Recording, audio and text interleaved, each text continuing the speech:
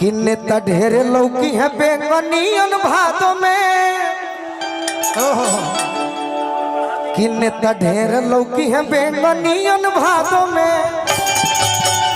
केहू मिले वाला नहीं खजीवन यादो में।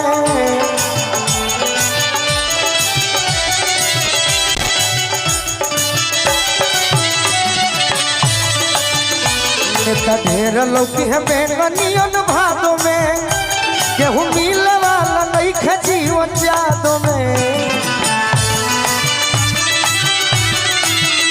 केहू मिले वाला नहीं खजीवन यादो में।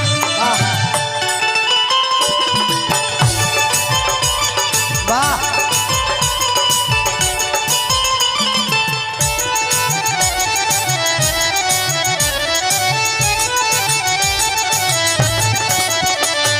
ढेर लौकी है